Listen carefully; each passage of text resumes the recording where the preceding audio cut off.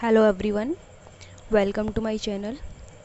आज हम 28 जुलाई के करंट अफेयर्स डिस्कस करेंगे, जिसमें हमारा फर्स्ट टॉपिक है खेलो इंडिया यूथ गेम्स का चौथा संस्करण कहाँ आयोजित किया जाएगा। ठीक है, तो वो आयोजित किया जाएगा हरियाणा राज्य में। ठीक है, केंद्रीय युवा मामलों एवं खेल मंत्री और हरियाणा के मुख्यमंत्री ने खेलो इंडिया यूथ गेम्स के चौथे संस्करण की घोषणा करते हुए ये कहा है कि इस संस्करण का आयोजन हरियाणा के कहाँ पर, पंचकुला में किया जाएगा। ठीक है, वर्ष 2021 में खेलो इंडिया यूथ गेम्स के चौथे संस्करण का आयोजन टोक्यो ओलंपिक के बाद किया जाएगा।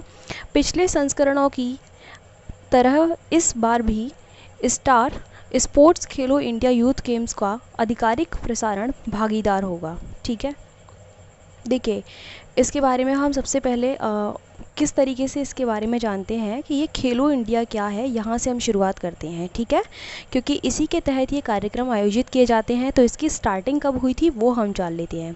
तो ये जो खेलो इंडिया है, ये क्या है, खेलों के विकास के लिए एक नेशनल लेवल का एक प्रोग्राम है, यानी कि एक राष्ट्रीय कार्यक्रम है। ठीक है, जो स्टार्ट हुआ था आपका 2017 में। ठीक है, इसको स्टार्ट किया गया था।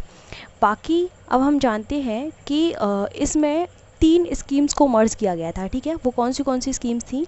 पहला था राजीव गांधी खेल अभियान, दूसरा अर्बन इंफ्रास्ट्रक्चर स्कीम और तीसरा था आपका नेशनल सपोर्ट टैलेंट सर्च। ठीक है, ये तीनों योजनाएं थीं।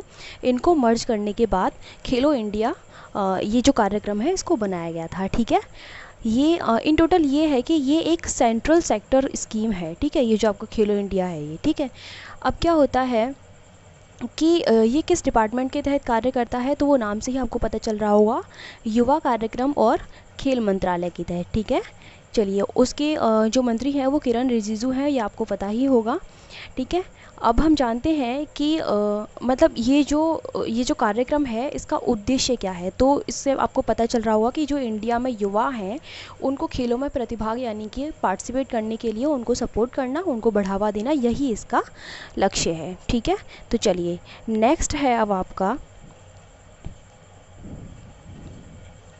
हाल ही में भारत ने किस देश को तपेदिक रोधी दवाओं के रूप में लगभग 1 मिलियन अमेरिकी डॉलर चिकित्सा सहायता करने की घोषणा की है? तो वो है नॉर्थ कोरिया। ठीक है, भारत सरकार ने उत्तर कोरिया को तपेदिक रोधी दवाओं के रूप में 1 मिलियन अमेरिकी डॉलर की चिकित्सा सहायता करने की घोषणा की है। अच्छा, ये नॉर्थ कोरिया में एक मतलब कि किसकी अब वो योजना चल रही है इसके लिए, तपेदिक के लिए? तो डब्ल्यूएचओ का एक कार्यक्रम वहाँ पर चल रहा है। डब्ल्यूएचओ की अपील के बाद ही इंडिया ने ये कदम उठाया है, यानी कि ये हेल्प करने के लिए उसने ऐलान किया है।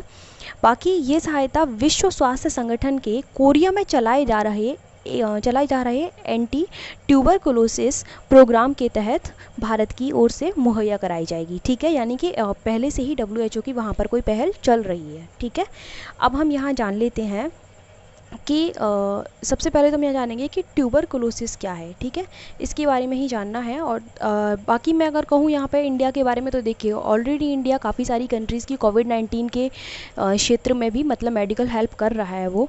और यहाँ अगर नॉर्थ कोरिया की बात करें तो यहाँ कोविड-19 के लिए नहीं, वो तपेदिक के लिए यानी कि टीबी से निपटने के लिए यहाँ पर वो हेल्प कर रहा है।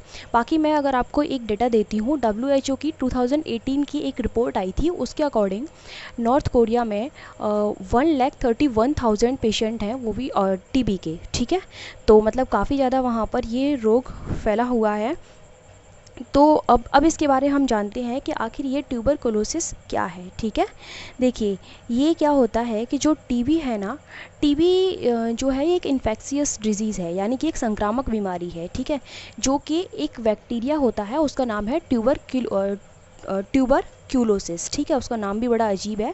तो इसी बैक्टीरिया के कारण ये डिज़ीज़ होता है। ठीक है, ये जो डिज़ीज़ है ये सबसे ज़्यादा लंग्स को इफ़ेक्ट करता है, मोस्टली लंग्स को इफ़ेक्ट करता है, लेकिन इसके अलावा ये ब्रेन को, यूटेरस को, मुंह, लीवर, किडनी और गले में भी ये काफ़ी ज़्यादा इफेक्ट करता है, यानी कि यहाँ पर भी टीबी हो सकता है। ठीक है, लेकिन सबसे ज़्यादा ये कॉमन पीपल में आपको देखने के लिए मिलेगा, तो ये लंग्स में ही इफेक्ट करता है। ठीक है, तो इतना ही है इसके बारे में जानने के लिए, ये बैक्टीरिया है जिसके कारण ये टीबी होता है। ठीक है, चलिए उसके बाद नेक्स्ट है, किस देश को अयोग्य घोषित करने के बाद 2018 एशियाई खेलों में रिले टीम के रजत पदक को हाल ही में स्वर्ण में तब्दील किया गया है, तो वो है बहरीन।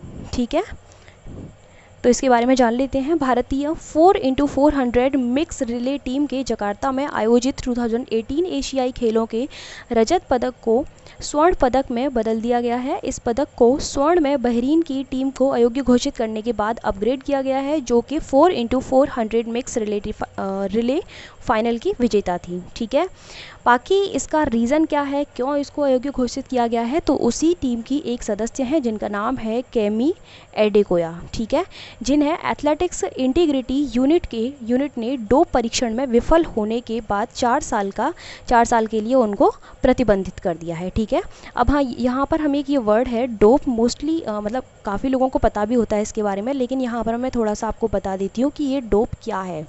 देखो, ऐसा होता है, जो प्लेयर्स होते हैं ना, वो कुछ ऐसे पदार्थों का सेवन करते हैं, कुछ ऐसी चीज़ें खाते हैं जिनसे क्या होता है, जो उनकी शारीरिक क्षमता होती है उसको बढ़ाने में वो जो पदार्थ हैं वो हेल्प करते हैं। ठीक है, उसके बाद क्या होता है, ये जो मतलब ये डोपिंग है, इसमें 5 प्रकार के ऐसे ड्रग्स हैं जिनको कि आपकी जो एजेंसी है, यानी कि जो डोपिंग एजेंसी है, उनके ऊपर उसने प्रतिबंध लगा दिया है। ठीक है, लेकिन प्रतिबंध लगाने की भी कुछ लिमिटेशंस होती हैं, यानी कि कुछ सीमाएं होती हैं, मैं कहूँ तो कुछ मानदंड होते हैं जिनके थ्रू, जैसे यानी कि अगर आप उनको क्रॉस कर जाते हो तो प्रतिबंध लगा दिया जाता है। ठीक है, अब जैसे कि मैं आपको एक एग्जांपल देती हूँ कि जो यूके में आपकी जो डोपिंग एजेंसी है, उसके अकॉर्डिंग 3 ऐसी लिमिट्स बताई गई हैं जिनमें से अगर आप 2 भी क्रॉस कर लेते हो तो प्रतिबंध लगा दिया जाता है किसी भी खिलाड़ी के ऊपर। ठीक है, जैसे कि इनके ऊपर 4 साल का प्रतिबंध लगाया गया है। फॉर एग्जांपल मैं आपको बता देती हूँ, जो पहली है वो है कि अगर मान लीजिए कि ड्रग्स से कोई भी खिलाड़ी एक मतलब बहुत अच्छा प्रदर्शन करने लगता है, जैसा कि मैंने आपको ऊपर बताया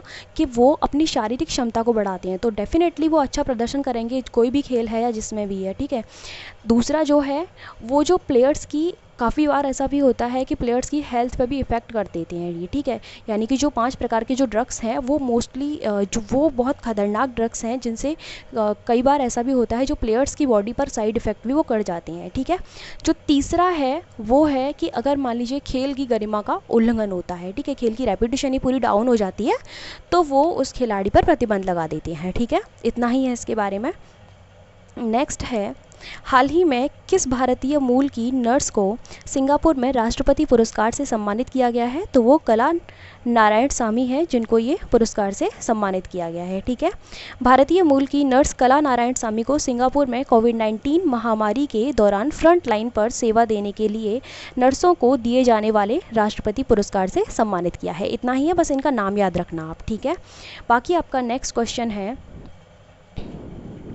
सीआरपीएफ स्थापना दिवस कब मनाया जाता है, यानी कि सेंट्रल रिजर्व पुलिस फोर्स, ये दिवस कब मनाया जाता है, तो वो 27 जुलाई को ये दिवस मनाया जाता है। ठीक है, और कौन सा है, 82वां स्थापना दिवस था इसका इस बार। ठीक है, तो सीआरपीएफ को 27 जुलाई 1939 यानी कि 1939 को अंग्रेज़ों के अधीन क्राउन प्रतिनिधि पुलिस के रूप में स्थापित किया गया था।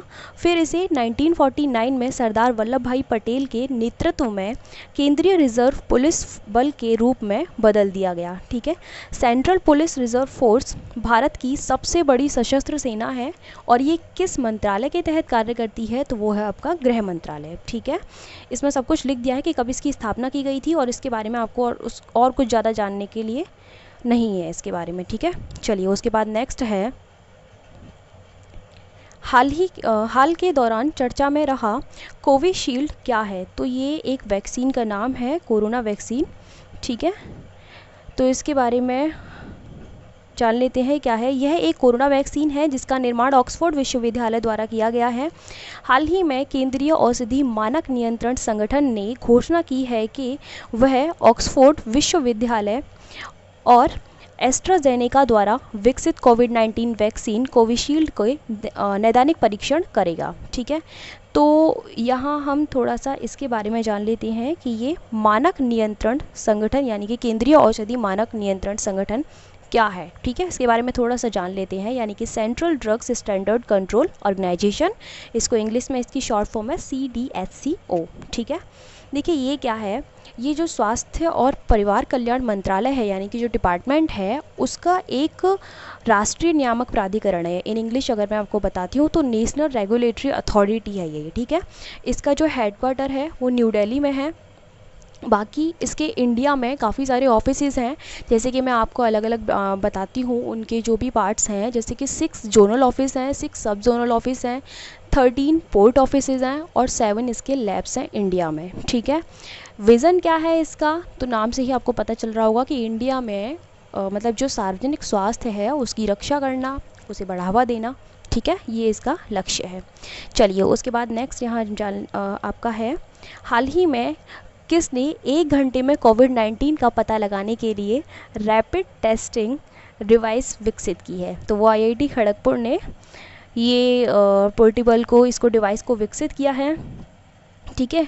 इस परीक्षण की लागत 400 रुपीज़ से भी कम है, ये बताया गया है। और हाल ही में अभी मैंने कल इस न्यूज़ को कवर भी किया था कि 3T के नाम से एक मतलब इसमें बताया गया है कि जो प्रधानमंत्री मोदी जी ने कल उसको लॉन्च किया था।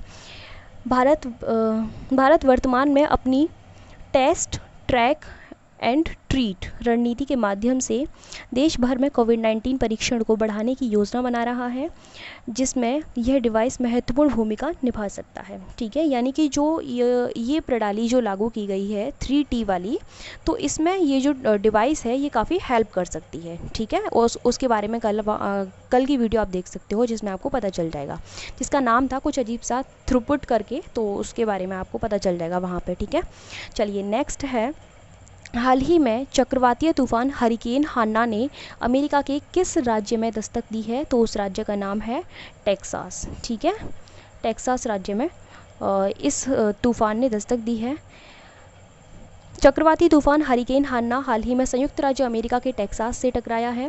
गौरतलब है कि अटलांटिक महासागर या पूर्वी प्रशांत महासागर के ऊपर बनने वाले उष्णकटिबंधीय चक्रवातों को हरिकेन कहा जाता है। बाकी जो प्रशांत महासागर के उत्तर पश्चिम में बनते हैं उनको टाइफून कहा जाता है, ठीक है। तो इतना ही है इसमें जानने के लिए। So thank you so much for watching my video.